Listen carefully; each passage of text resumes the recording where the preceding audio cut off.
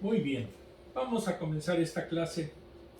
Antes que nada, eh, estamos en su momento conectados con Dios. Vamos a hacer una pequeña oración. Amantísimo Padre, tú que estás en su momento, en estos momentos aquí, te pedimos que nos ayudes a entender toda la sabiduría y toda tu mente que nos traes en esta lección, la cual es propiamente la esencia del cristianismo. Señor, todo esto te lo pedimos en el sagrado nombre de nuestro Señor Jesucristo. Amén. El tema que vamos a ver ahora es el que se llama honras a Dios, y como siempre vamos a abrir nuestro texto en la página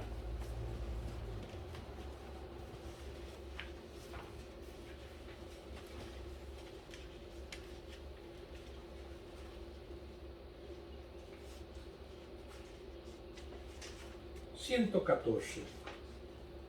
¿Ya todos tienen su texto? Así es. Bueno, muy bien. Como dicen, muy bien, muchachitos. Ese filósofo mexicano.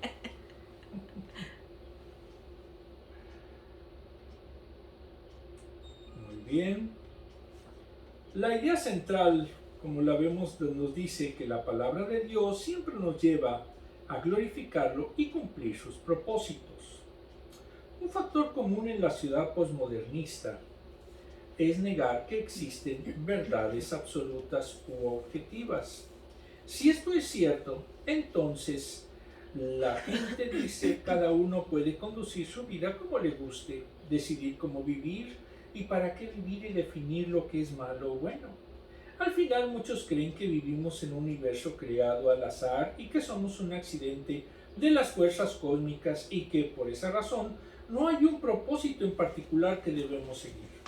Esta es la receta perfecta para ser egocéntrico y es algo que se está reflejando en gran parte de la sociedad. Solamente hablar de nosotros mismos y tratar de lucir bien nos motivan a ser el número uno y alardear de nosotros mismos. Si no lo hacemos nosotros, ¿quién lo hará? Pero Dios no nos considera insignificantes o sin importancia. Somos una creación suya y debemos orientarnos hacia Él como nuestro Creador. Estamos en el mejor lugar posible cuando nos orientamos hacia Dios y vivimos para su gloria. Las cosas a las que Dios nos llama señalarán su honor y su gloria. Muy bien, amados hermanos, entonces hoy vamos a ver lo que se refiere a la glorificación del Padre y el Hijo. En sus Biblias vamos a ver un texto que quizás a algunos les cuesta trabajo interpretar. Es Juan 17 del 1 al 3. Después de que Jesús dijo esto, dirigió la mirada al cielo y oró así: Padre, ha llegado la hora, glorifica a tu Hijo, para que tu Hijo te glorifique a ti.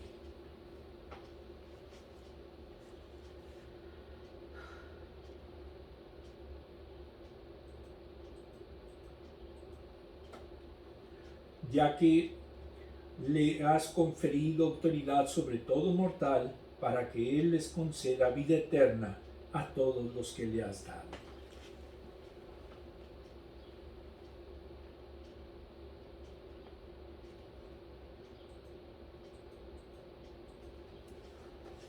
Y esta es la vida eterna, que te conozcan a ti, el único Dios verdadero, y a Jesucristo, y a quien tú has enviado. ¿Esto qué significa? Vamos a ver un post.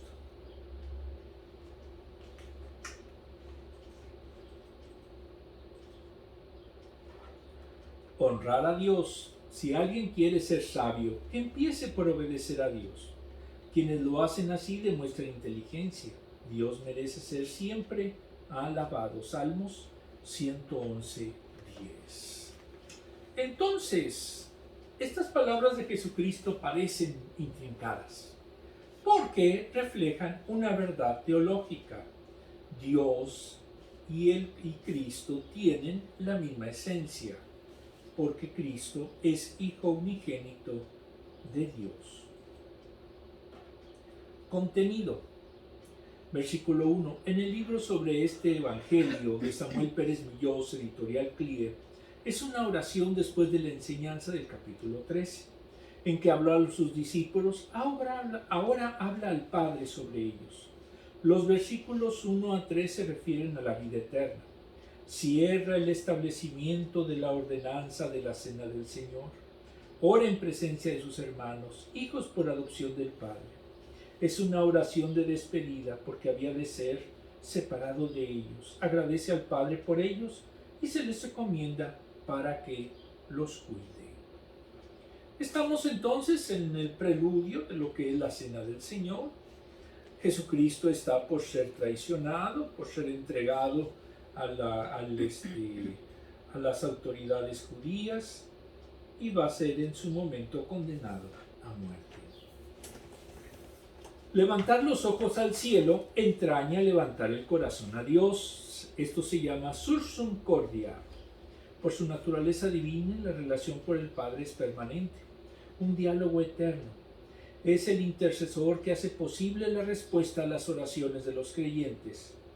En su naturaleza humana, requiere el diálogo con el Padre, forma de encontrar la dirección divina.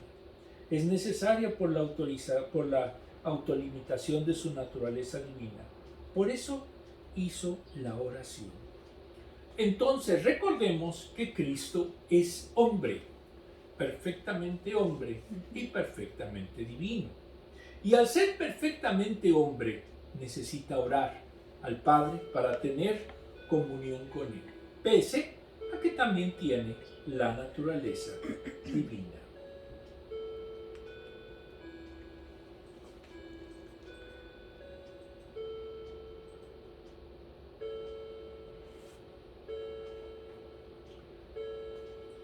Para su glorificación se aprecian dos aspectos. Primero, ontológico, trascendencia del ser y que se alcanza en la resurrección de Jesucristo.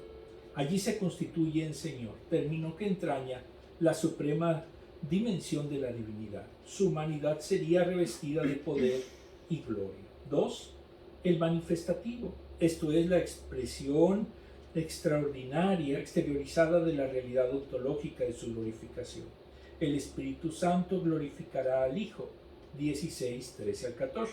Ya dijimos que cuando no aparezca es el mismo Evangelio. Por el Consolador el mundo conoce que Jesús ha sido glorificado. Pablo dijo, todo lo puedo en Cristo que le fortalece. Filipenses 4:13. Las señales se seguían dando como muestra de que Él había sido glorificado. Es la manifestación de su obra redentora. Jesucristo concluyó su obra, como lo dijo en estos versículos, y lo hizo precisamente cumpliendo la voluntad del Padre. No fue ocurrencias de Cristo, sino todo era un plan redimitorio que viene desde los tiempos del Génesis.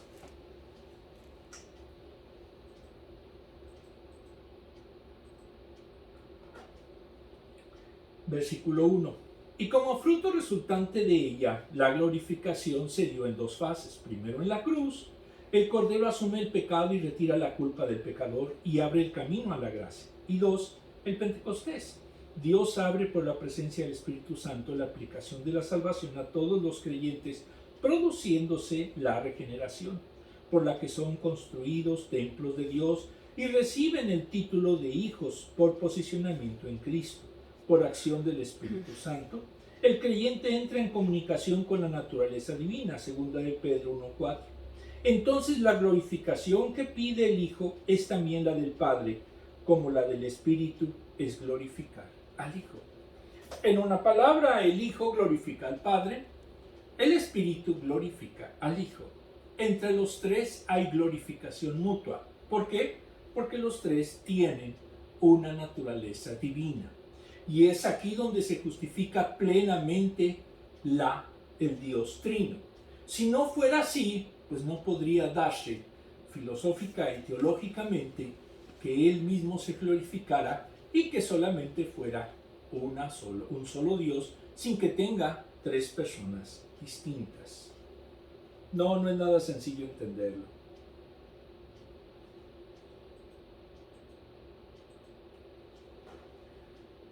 Versículo 2. Dios Padre le concedió potestad sobre toda carne.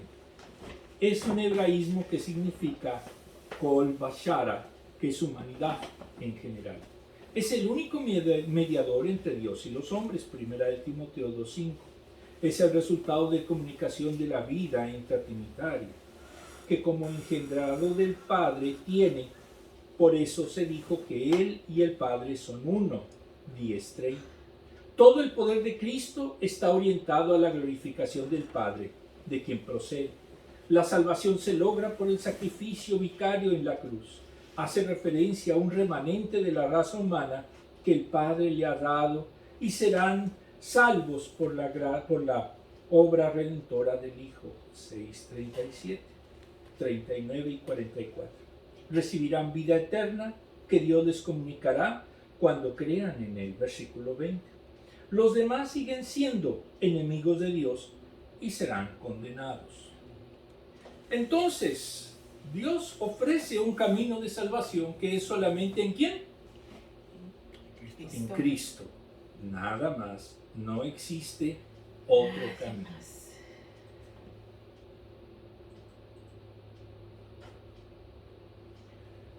La autoridad de Jesús se dio para que dé vida eterna, solo a los que el Padre le ha dado, es decir, a los creyentes. Porque es potestativa y privativa de Dios. Lo eterno es un presente continuo. Por eso dijo que estuvo antes de Abraham, 8:58. El hombre recibirá perpetuidad por medio de la unión vital con Jesús. Con Él está la vida, 1:4. Será comunicada por la vida eterna que el Hijo de Dios tiene en sí mismo. El salvo estará sentado con Él en lugares celestiales, Efesios 2:16. Se le llama al reino y a la gloria, 1 Tesalonicenses 2:12. Se produce una resurrección espiritual del muerto y llega un nuevo ser en Cristo. Vivirá en una esfera donde estará la gloria de Dios. Jesús prometió un lugar glorioso cuando estemos con Él. 14 del 1 al 4. Esa es nuestra esperanza escatológica. ¿Cuál? Que vamos a estar con Cristo y que Cristo está haciendo las moradas que habremos de tener en ese otro mundo, en ese otro lugar. ¿Cómo va a ser? No sabemos. ¿Cuándo? Tampoco lo sabemos.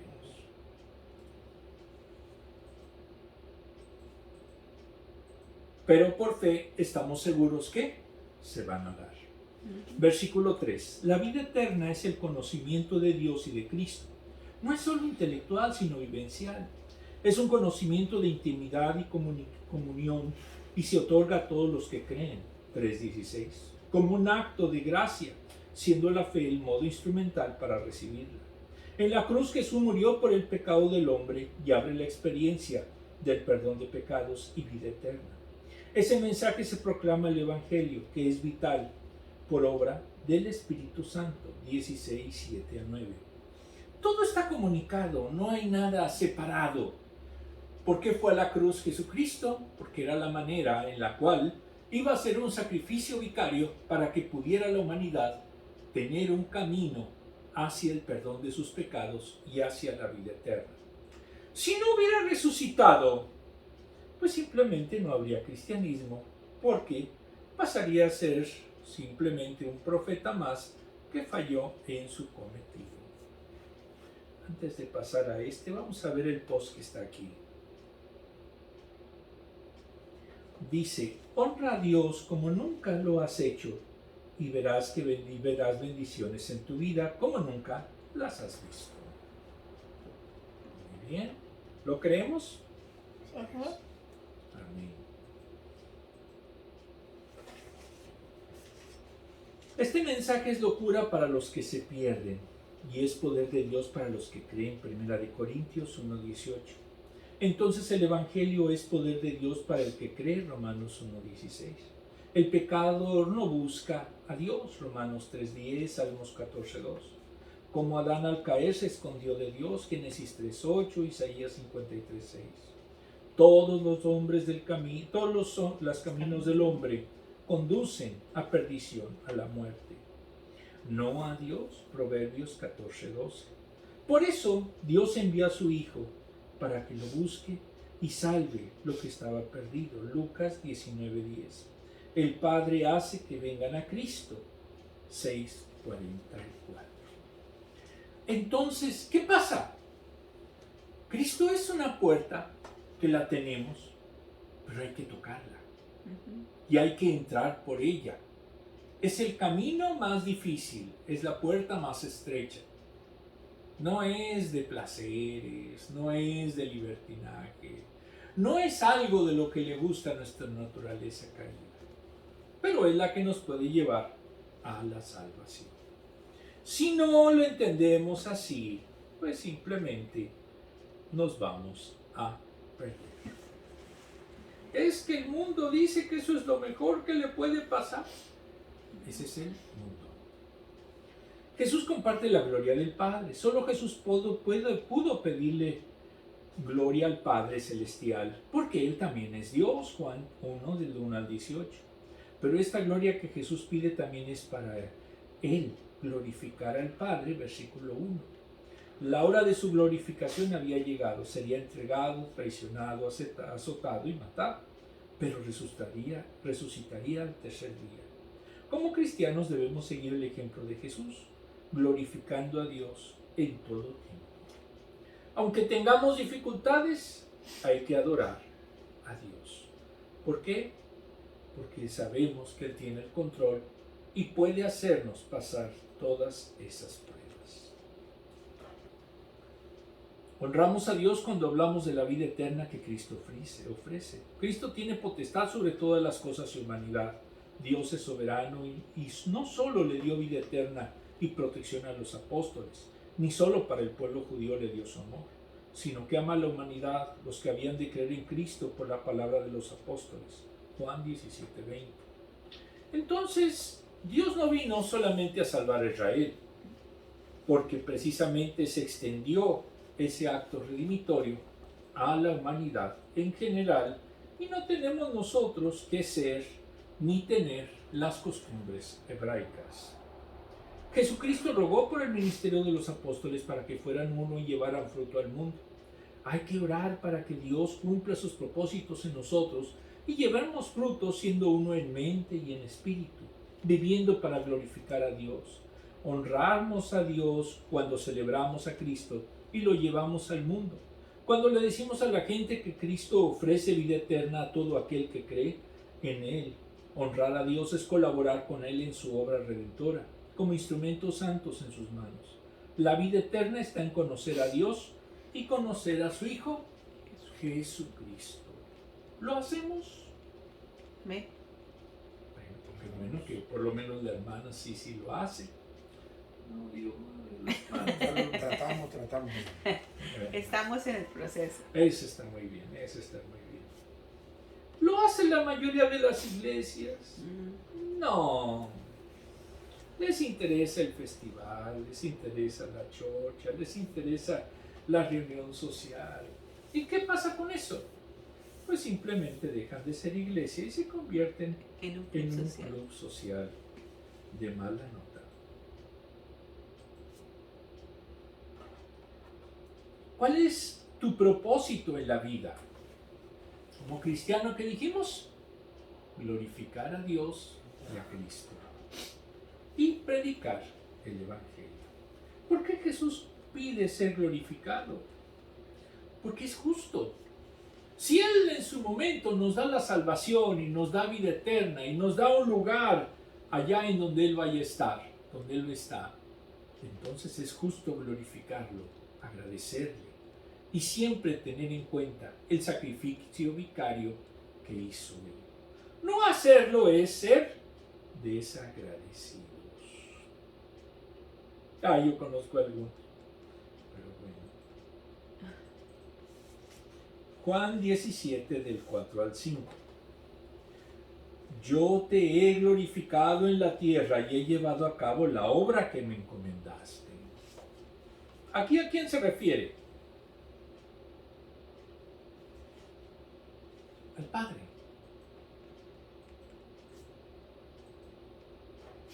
Y ahora, Padre, glorifícame en tu presencia con la gloria que tuve contigo antes de que el mundo existiera. Pero Cristo tenía 33 años. ¿Cómo es posible que dijera que Él existía antes de que el mundo fuera mundo?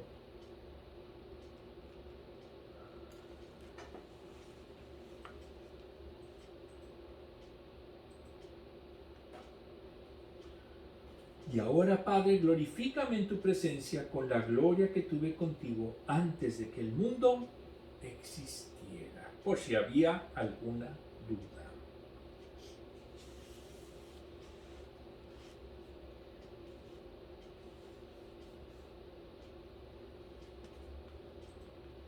Vamos a ver.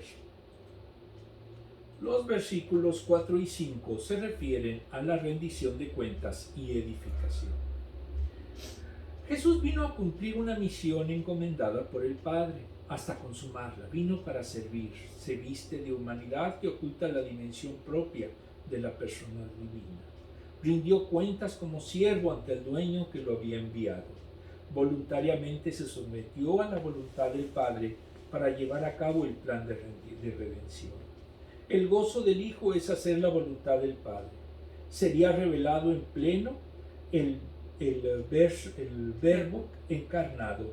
Cristo es el Verbo eterno. Entonces el plan redimitorio era bien sencillo.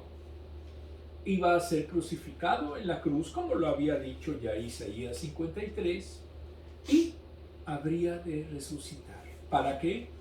Para ser glorificado con un nuevo cuerpo y ascendería al cielo.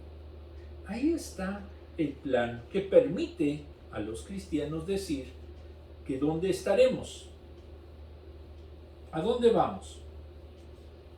Cielo. Al cielo con Cristo. Hasta hay un canto que así dice, ¿no? Ya no me acuerdo muy bien.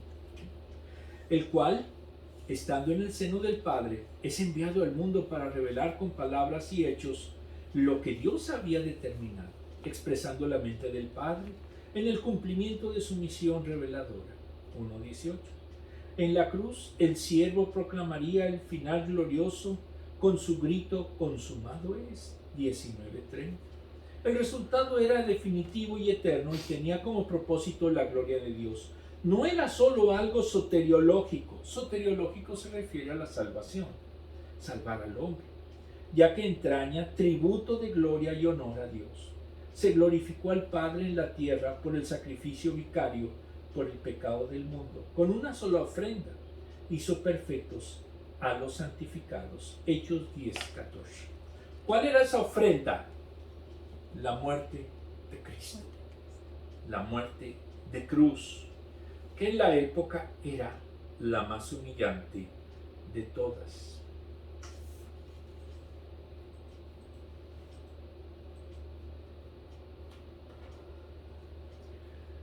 La dimensión de la glorificación del Padre comprende dos aspectos. Primero, el histórico, en Cristo mediante su obra en la cruz, tributa gloria al Padre. Y dos, el progresivo, manifestado en los salvos que se producen de esa obra a lo largo del tiempo. Entonces nosotros somos resultado de ese sacrificio y gracias a ese sacrificio podemos ser salvos. Versículo 5. Jesús pide por su glorificación, reiterando lo dicho en el versículo 1. Cristo en unidad con el Padre, su gloria es común en Él. La oración se eleva desde su naturaleza humana. No hay mixtura entre la naturaleza humana y divina. Y fue la primera la que se utilizó como vehículo para realizar la obra encomendada. Entonces pide la recuperación de la eterna gloria que había tenido con el Padre. En una palabra, Cristo, al tener las dos naturalezas, ¿Cómo se le llama eso? ¿Unión qué? Hipostática. Hipostática. Esa unión hipostática es lo que permite que un hombre sin pecado pueda redimir a la humanidad pecadora. Y para eso en su momento tuvo que el Verbo encarnarse, lo cual es uno de los artículos de fe del cristianismo.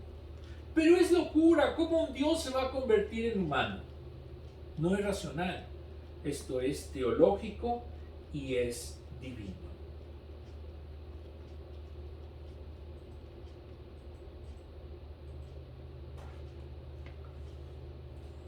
El Hijo del Hombre se había despojado de la gloria que le pertenecía como Dios e iba a dejar el de la humillación para asumir lo perpetuo de la glorificación por medio de la resurrección y ascensión a los cielos.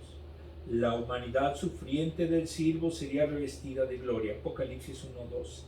Antes del mundo es un hebraísmo que expresa eternidad y entraña que Cristo estaba antes de la acción creadora de Dios. Y se respondería en la glorificación de Jesucristo. Lo exaltaría a lo sumo. Filipenses 2:6. El que se enaltece será humillado y el que se humilla será enaltecido. Mateo 23:12. ¿Quién lo dijo esto? Jesucristo. Aquí entendemos por qué. Por eso se sentó a la diestra del trono de Dios. Marcos 16:19, Hechos 2:33, 5:31, Romanos 8:34, Hebreos 1:3 y 12:2. ¿Por qué? Porque es hijo unigénito de Él. Tiene la misma naturaleza que Dios. Es una de las tres personas de la deidad. La otra es Dios Padre, que ya vimos en la clase pasada los nombres de Dios. ¿Verdad que está muy sencilla esta clase? Se entiende, pero bien fácil. Versículo 5. La exaltación pasa por tres etapas. Primera, la resurrección de entre los muertos. Juan 10:18, Romanos 8:11, 10:19. Segunda, la ascensión a los cielos. Lucas 24:26. Y tercera, la ascensión a la diestra de Dios. Marcos 16:9. El sujeto de la exaltación es el Verbo de Dios en su naturaleza humana. Le dio el Padre el nombre que es sobre todo nombre. Es el único nombre vinculado a la obra de gracia que se relaciona con la deidad de Jesucristo. Es el nombre humano del Verbo de Dios encarnado, dado por Dios mismo. Jesús significa Yahvé salva, y esta absoluta, exclusiva y excluyentemente corresponde a Dios. Salmos 3:8, Jonás 2:9. ¿En quién encontramos salvación? Cristo. Solamente en Cristo. Pero es que hay muchos caminos. Aquí no se aplica eso que todos los caminos llegan a Roma. Para la salvación no existe otro camino más que Jesucristo. Jesús comparte la gloria del Padre. Era la víspera de la pasión y muerte de Jesús. Su ministerio terrenal era glorificar a Dios con su vida en perfecta obediencia. Estaba por concluir. Él lo glorificó en la tierra y acabó la obra que le dio para hacer. Versículo 4. Solo Jesús podía pedirle al Padre la gloria. Glorificamos a Dios glorificando a su Hijo Jesucristo. Juan 1:1. Similares a las palabras de Génesis 1:1. El Evangelio de Juan testifica constantemente la deidad de Jesús. Cuando no lo consideramos a Jesús como deidad, pues simplemente recordamos lo que dijeron los arrianos desde el siglo I. No existe, Jesucristo no es Dios, es solo un profeta. Y entonces vemos de que hay una herejía, pero sobre todo una incongruencia teológica. El Evangelio de Juan testifica sobre la deidad de Jesús. El libro de Juan termina con la glorificación de Tomás a Jesús al llamarlo Señor mío y Dios mío. Y es necesario preguntarnos si nosotros glorificamos a Jesucristo con nuestras vidas. Si usted dice que es cristiano, pero no tiene un buen testimonio de su vida, pues simple y llanamente no lo es. ¿Quién sabe qué será? No quiero meterme a complicaciones. Tus terrenos ya. ¿Eh? Ya metes en tus terrenos ya. Ya es otra cosa. Estamos llamados a ser como Jesús. Debemos seguir su ejemplo. Orar para cumplir la obra que Él nos ha dado a nosotros para hacer. Debemos honrar a Dios en todo momento con nuestras vidas. La obra de Dios que nos encomienda continúa mientras estemos en esta vida. Debemos honrarle con nuestra obediencia y adoración. Jesús nos dio ejemplo de perfecta sumisión al Padre en su encarnación. Él glorificó al Padre hablando del reino de Dios. Y nosotros también le debemos hablar al mundo sobre el reino de Dios. Dios nos llama con un propósito: llevar el evangelio de la reconciliación a todo el mundo. ¿Lo hacemos? Sí. Ay, amén. Por lo menos aquí sí. Quién sabe en otros lados. Vamos a ver la siguiente pregunta. ¿Cómo pudiéramos glorificar a Dios esta semana? Predicándole a alguien, estudiando a fondo la palabra, orando y teniendo comunicación con Jesucristo y con nuestro Padre, pero sobre todo dando fiel testimonio de obediencia, de sumisión, pero sobre todo de fe. ¿Lo hacemos? Amén. Qué bueno. Felicidades, hermano. Vamos a ver, Juan 17, del 6 al 9. A los que me diste del mundo les he revelado quién eres, literal tu nombre. Eran tuyos, tú me los diste y ellos han obedecido tu palabra. Y aquí es donde también como que las palabras de Jesucristo nos cuesta trabajo entenderlas, como que somos de Dios, no que somos de Jesucristo. Ahora saben que todo lo que me has dado viene ¿de quién? De ti, de Cristo. De Dios.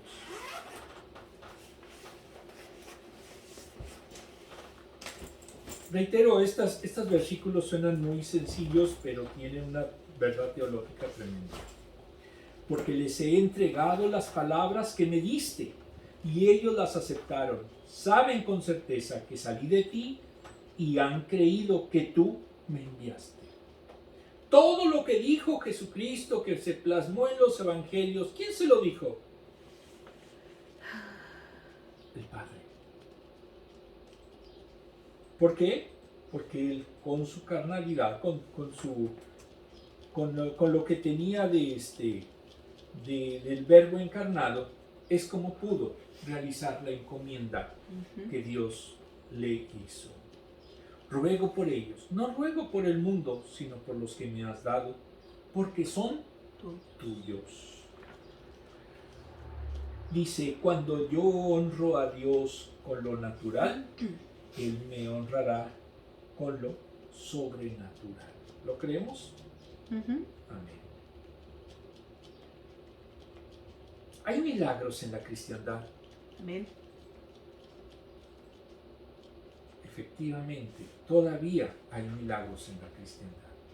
Yo ruego por ellos, no ruego por el mundo, sino por los que me diste, porque tuyos son. Juan 17, 9.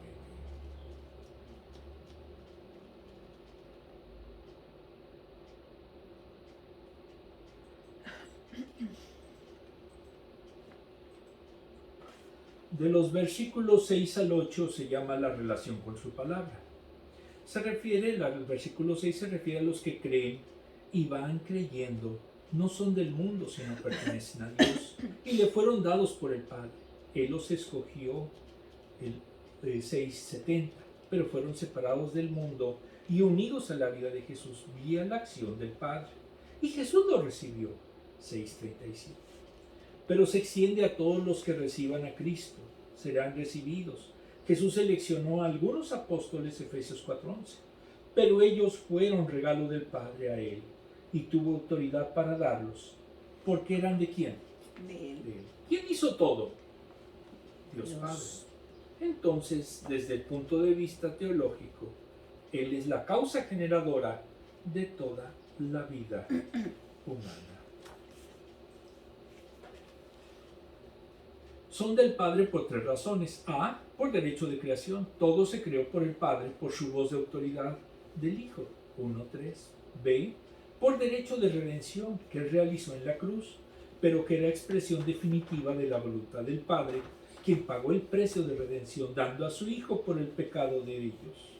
C, por derecho de elección. Habían sido escogidos y puestos aparte por Él. La manifestación del Padre se produjo por dos vías. Primero, personal revelándose al Padre en sí mismo. Vieron al Padre en Jesús por 3 años. Y dos, instructiva, dándole la palabra que había recibido del Padre. No enseñó nada que procediera de Él. 7:15. Y aquí también nos da pauta para hacer una afirmación. La nueva interpretación que hizo Jesucristo de la ley no fue una contradicción, sino simplemente fue un complemento y una modificación por quien fue el legislador original, esto es, por el Padre. ¿Por qué? Porque el Hijo no tuvo ocurrencias. El Hijo solo reprodujo las palabras que oyó del Padre, lo que el Padre le envió a decir. En ese sentido, Jesucristo es también un profeta.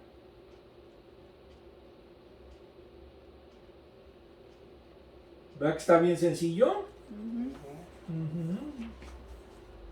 Después me lo explica. Bueno, versículo 7. Los discípulos vieron que todo lo que Jesús les dio y dijo procedía del Padre, por su autoridad, por sus promesas. Entendieron que sus palabras eran divinas. Tenía palabra de vida eterna, 6:58. Todo lo que existe es de Cristo, por ser unigénito del Padre. Ese conocimiento de la unión hipostática entre la naturaleza humana y divina no estaba aún en los discípulos, pero el aceptar la palabra de Dios, aceptar sus obras, implica aceptarlas como del Padre. Ellos no habían todavía desarrollado todas las figuras teológicas que después comprenderían, pero sí sabían una cosa, que lo que decía Jesús era divino. ¿Y venía de quién? Del Padre. La enseñanza de Jesús ratifica que descansó siempre y provino de las palabras de Dios. Esto es manifestar el nombre de Dios. Solo Él podía comunicar en toda su dimensión las palabras del Padre. 15:15. Lo único válido para enseñar es la palabra. Debe hacerse con sencillez para que se comprenda, para que sirva de alimento a todas las edades espirituales. Si no tiene contenido bíblico, es peligroso. No se debe enseñar para entender, sino para instruir. La palabra que vale es la que se implanta en el creyente, dicha por Jesús. Y aquí es algo bien interesante. Jesucristo no escribió una sola palabra. Pero ¿cómo sabemos lo que dijo? Por los evangelios, por sus apóstoles vinculados a los escritores de los evangelios. Y esto se logró por el Espíritu Santo. Es una verdad revelada. Esto hubiera sido mejor que lo hubiera escrito.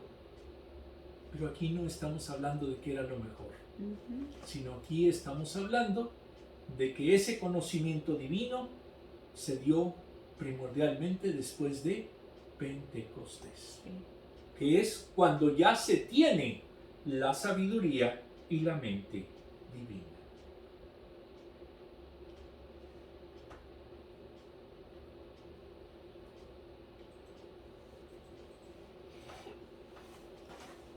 El último versículo. Rogó Jesús solo por los suyos. Aunque él había sido escéptico, todos pueden creer y ser salvos. Y para ellos escribe este Evangelio 20:31. Esta petición se hace de un modo restringido a favor de los que ya creen y por medio de quienes el mundo creerá por su predicación. Intercede en oración por los que le fueron dados por el Padre, versículo 6. Son propiedad de Dios por elección. Fueron elegidos para la fe, en una acción eficaz del Padre sobre todos los que siguieron a Jesús inicialmente, 6:37 y 44. Aquellos creyeron en Jesús y son del Padre por su fe, en el Hijo. Entonces, si creemos en el Hijo, creemos en el Padre. Y si tenemos fe en el Hijo, tenemos fe en el Padre. Desglose. Honramos a Dios cuando oramos y entrenamos a los demás. Jesús oró al Padre porque había terminado su misión. Manifestó el nombre de Dios a los hombres del mundo. Juan 17:12. Los apóstoles que el Padre le dio al Hijo guardaron la palabra de Dios y Jesús los instruyó. Juan 17:6-7. Nosotros también debemos hacer discípulos, ayudar a los creyentes a crecer en la fe y a ser fieles seguidores de Dios. Honramos a Dios cuando recibimos su palabra y le creemos los apóstoles. Los apóstoles creyeron y reconocieron que Dios envió a Jesús. Por eso es importante creer lo que dice la palabra de Dios.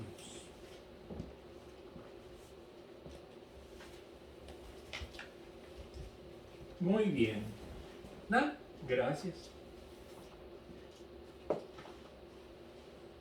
Que se me fuera cayendo.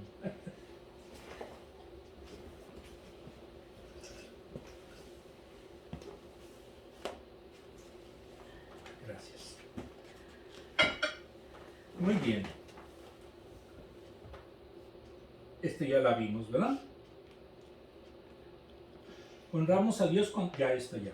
Ahora, la última.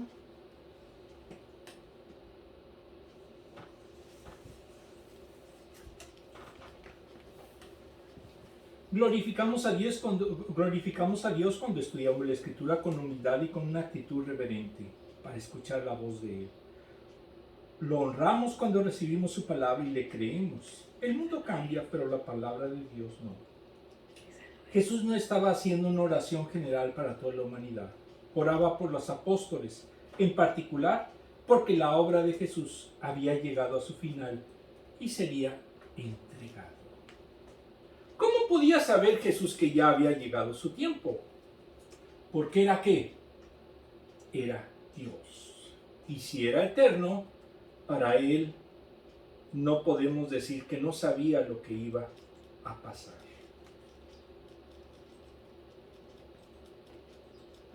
Desglosen. Está mal, hermano. No, perdón. Se adelantó. Regresen. ¿Regresamos? Sí. Perdón.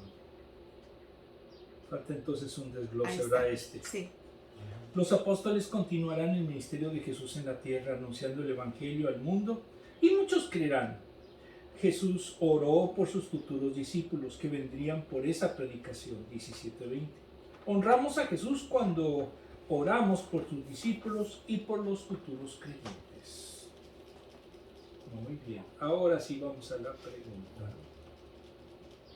A las últimas dos preguntas.